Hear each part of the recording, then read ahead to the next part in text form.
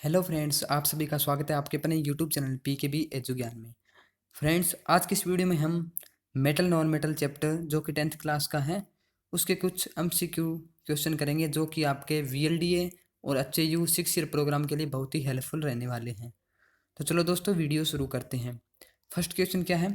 Which of the following metal can not be extracted using smelting, यानी कि smelting की process से इनमें से कौन सा मेटल है उसको एक्सट्रैक्ट नहीं किया जा सकता। तो इसका करेक्ट आंसर क्या है?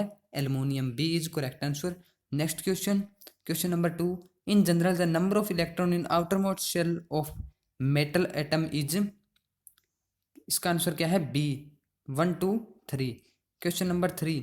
Aluminium is used for making the utensils, which of the following property of aluminium are responsible for the same. यहाँ पे आपको क्या है, चार ऑप्शन दिए गए हैं, तो इनमें से आपको बताना है कौन सी प्रॉपर्टी है वो आपकी रिस्पॉन्सिबल होती है। तो इसका करेक्ट आंसर क्या है? डी 1 और 4th, यानी कि गुड थर्मल कनेक्टिविटी और high melting point. Next question. Two statement are made, यानी कि यहाँ पे आपको दो स्टेटमेंट दी गई है। Zinc is used in galvanisation of iron, is its coating on iron article increasing the life of its, protecting it from rusting। यानी कि यहाँ पे आपको दो स्टेटमेंट बतानी है, इनमें से आपको बताना है statement A is correct only, statement A is correct only, both statement A and B are correct, both statement A and B are incorrect. तो इनमें से आपको बताना है, तो इसका करेक्ट आंसर क्या आएगा?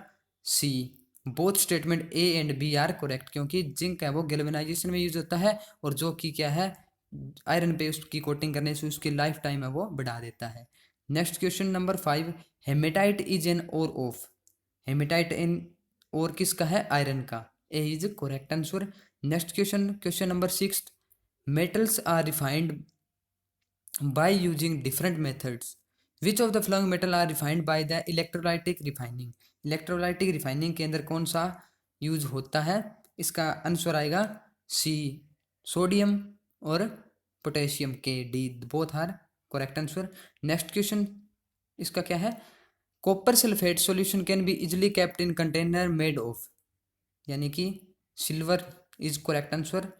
Copper sulphate solution can be easily kept in container, यानी कि अगर सिल्वर का कोई भी कंटेनर बना हुआ है तो उसके अंदर कॉपर सल्फेट है वो हम स्टोर कर सकते हैं। Question number 8। Blue gold is alloy of, blue gold किसका अलॉय है? गोल्ड एंड इंडियम का अलॉय है। Next question. Which of the following is incorrect. Question number 9। इनमें से आपको बताना है कौन सी इनकरेक्ट है। Zinc oxide is called amphoteric oxide, silicon counts among metalloid, sodium is kept open in air, metal conduct electricity. इसका correct answer क्या आएगा? C, sodium is kept open in air, क्योंकि सोडियम को हम ओपन एयर में नहीं रख सकते, तो ये क्या है, एक इनकरेक्ट स्टेटमेंट है, क्योंकि ये क्या है, एक्सपोज कर जाता है जैसे इसको मॉइस्चर मिलता है। Next question. Which metal can be displaced by copper from its salt solution, इसका करेक्ट आंसर क्या आएगा? B, zinc is correct answer. Next question. Which of the following oxide can not be reduced with carbon to obtain metal, इनमें से आपको oxide बताना है जो कि कार्बन के साथ रिड्यूस्ड नहीं होता है। तो करेक्ट आंसर क्या आएगा इसका? D, all of the above. Next question. Which is order as per reactivity of metal, यानी कि यहाँ पर मेटल की रिएक्टिविटी आपको बतानी है, ये ऑर्डर दिया गया है, तो इसका करेक्ट आंसर क्या आएगा? ए, जिंक की सबसे ज़्यादा रिएक्टिविटी होती है, फिर आयरन की, फिर कॉपर की और फिर सिल्वर की। Next question. Throw out metal from basic oxide, which of the following metal form an atmospheric oxide, इसका करेक्ट आंसर क्या आएगा? D. Next question. Which of the following non metal is good connector of electricity, electricity का आपको good connector बताना है, तो इसका correct answer क्या आएगा? A, graphite is good connector of electricity.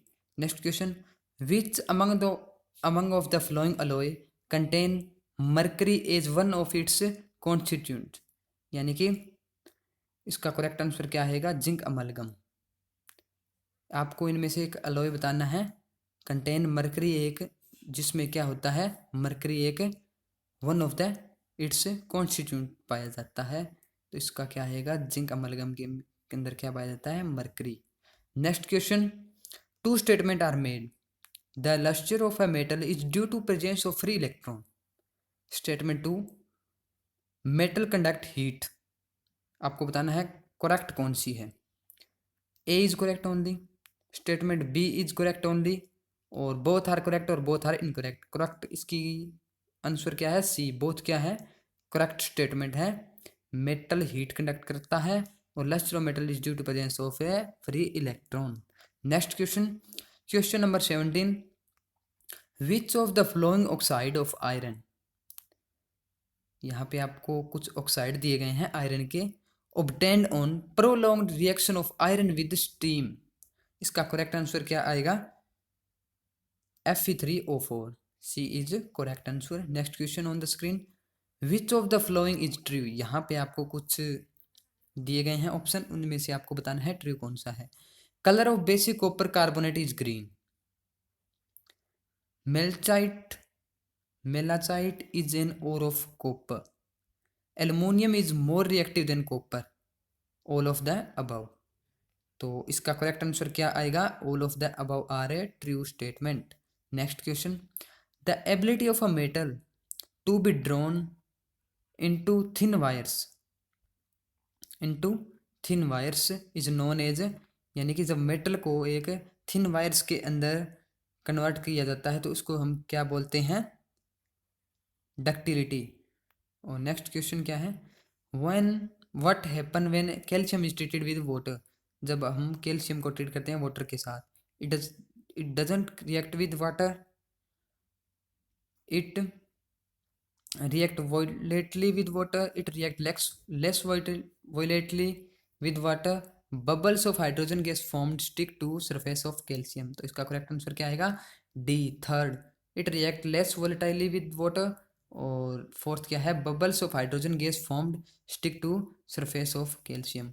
आज की इस वीडियो में हमने 20 क्वेश्चन कंप्लीट करने हैं। तो आज की इस वीडियो में हम इतने ही क्वेश्चन करेंगे। नेक्स्ट वीडियो के अंदर हम इससे रिलेटेड कुछ और क्वेश्चन करेंगे। तब तक के लिए आप इस चैनल को सब्सक्राइब कर लीजिए, और अगर आपको वीडियो पसंद आए तो वीडियो को लाइक शेयर कमेंट जरूर कीजिए, और वीडियो देखने के लिए आपका बहुत बहुत धन्यवाद।